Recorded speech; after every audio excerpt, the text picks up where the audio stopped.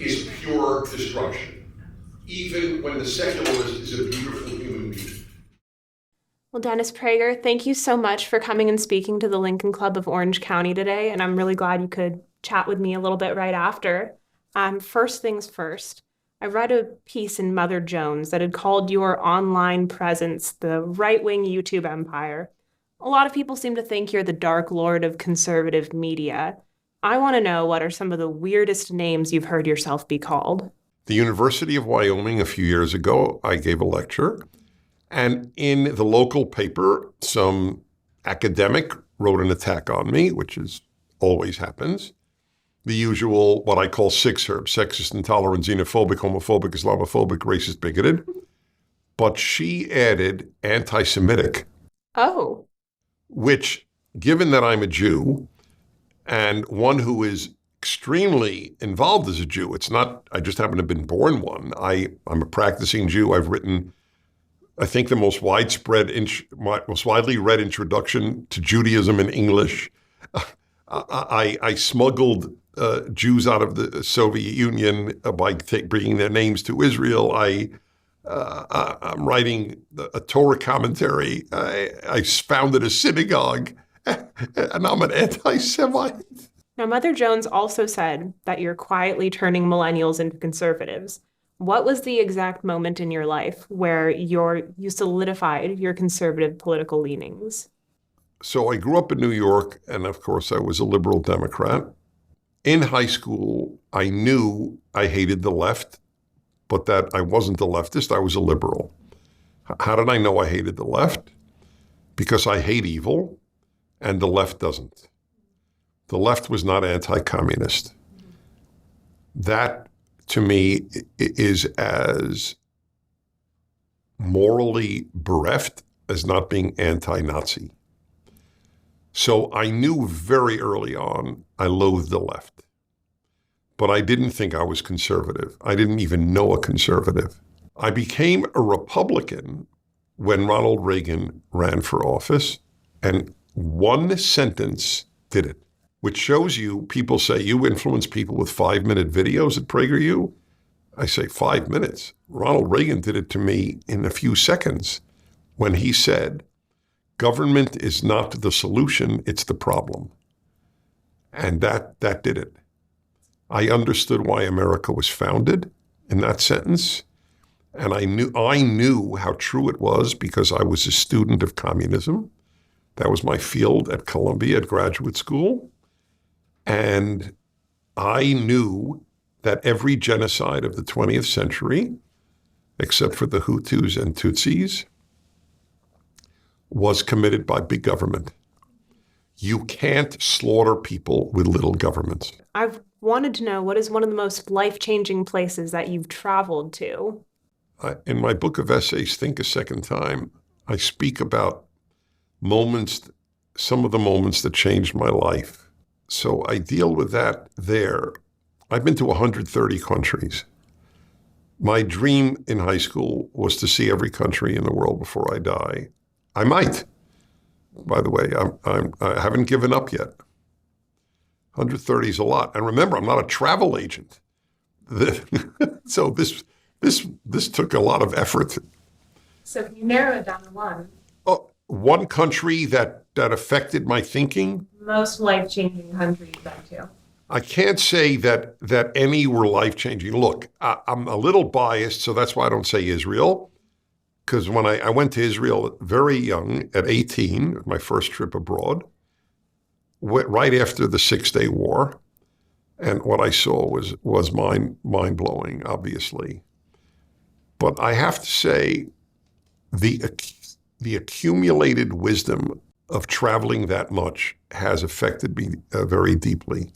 When I was with naked kids, they were that poor, they were naked in the Philippines, and they were so happy. I realized, look, it's not good to be that poor. It's a terrible thing. But that had a big impact on what does or doesn't make people happy. And I do know one thing that makes you quite happy aside from world traveling, and that would be cigar smoking. So I'm curious to know, where is the best place that you've smoked a cigar in your life? The best place I smoke a cigar is in my house. I am one of the lucky chosen whose wife doesn't care. We sit in the same room all night. I do my work, she does her work, and I'm smoking a cigar. If it were a cigarette, they would be divorced the next day.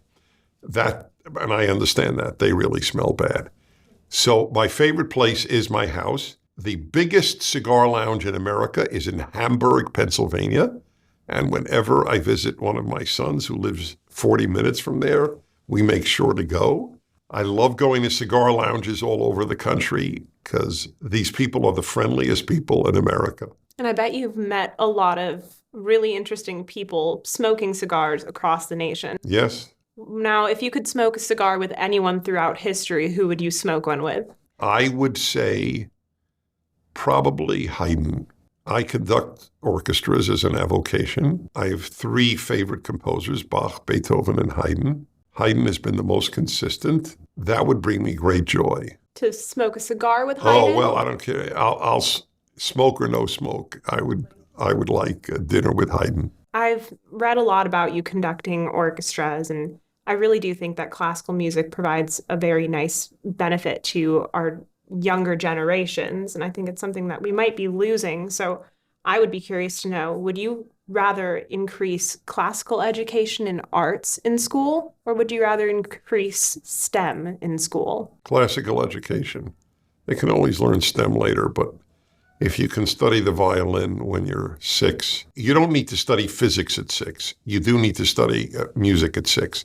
But of course, that's not the choice. It's really classical education or sex education.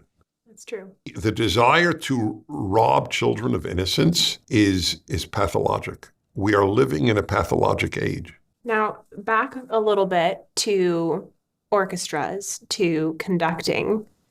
Do you have a dream venue that you could conduct at? I conducted at a dream venue, the Disney Concert Hall. I'm not going to. I don't delude myself. But if I could conduct at Carnegie Hall or the Chicago Symphony, it would be one of the highs of my life. But I have had that thrill because of the Disney Concert Hall. It was a very powerful experience. Conducting Haydn at one of the world's greatest concert halls, all I could say is I thank God or my lucky stars, I don't know which, for the good fortune that I've been able to do such a dream thing. I feel like you've really well-rounded your career. Many people will actually say that you are a modern Renaissance man. And between the businesses that you've run, and you've started from the ground up, the radio shows, the books, you name it, older generations are integral in imparting great wisdom to younger generations. And that's something I've noticed PragerU obviously excels at.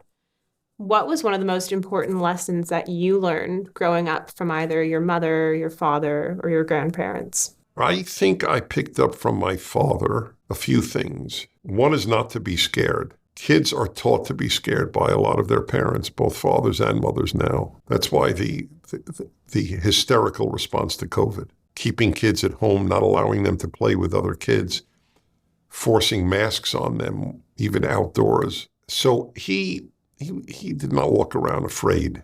And I think I picked that up. He did another thing, which you will not expect me to say. This comes out of right field or left field, if you will. In our home, which was a religious Jewish home, every Friday night and Saturday were big meals. They're Jewish homes that observe the Sabbath. Every weekend is like Thanksgiving or Christmas. It's a beautiful, beautiful thing. At the Friday night meal, it went on always hours. and it was the only meal that did go on hours. So my father would talk a lot about life. He would philosophize. One thing he loved to talk about was sex, which is interesting given how religious a man he was too. But he's a very modern man. I got the ability to talk about sex like I talk about the weather from him. I have no self-consciousness talking about the subject, which is why my male-female hour on my radio show every week, Wednesday, the second hour of my show, is very popular because I am completely okay with the subject. And I think that's something that, the younger generations they're being told that it's taboo to talk about, or they're being told in the exact opposite end of the spectrum to embrace the sexual revolution. Well, but it's all backwards. Here's an example. The left, which is literally all backwards. It's just backwards. They sexualize children and they are innocent about adults. So they destroy children's innocence and try to preserve adults' innocence. Example. So you talk to a 5-year-old, let's bring in a drag queen story hour. A man to undulate in front of them, in a bathing suit. But they're opposed to the swimsuit competition in the Miss America contest. So let's keep adults innocent and let's destroy children's innocence. Or no more Victoria's Secret fashion show. Exactly correct. Now, that gets me thinking, is Gen Z, is my generation or millennials, are we actually posed to be the most conservative generation that everyone says we are? If we have this sort of backwards logic being thrown at us. I wish that were true. I have no idea.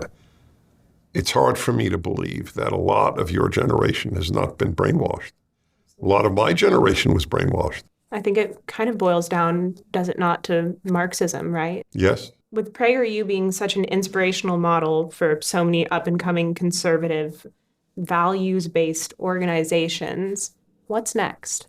What's next for PragerU? My answer, and this is not official PragerU answer, my answer is quantity. We want to touch more people. We have 1 billion views a year. Most of them are under 35 years of age.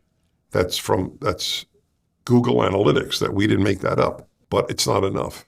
When you think of the reach of the left, it's everybody else. If we didn't do one more project, we have new projects all the time. I mean, now we have a lot of stuff for little children. But even if we didn't, the task is to reach more people. I feel like there's a race between the left and the PragerU. One wants to destroy the West, one wants to save it. And I think it's honestly very admirable because we are losing ground fast. That's right. I'm so grateful for everything that you as Dennis Prager and PragerU is doing to try to reverse that. So thank you so much for joining us at the Lincoln Club today and speaking to our members. A delight for me. Thank you. Thank you so much for chatting with me. My pleasure.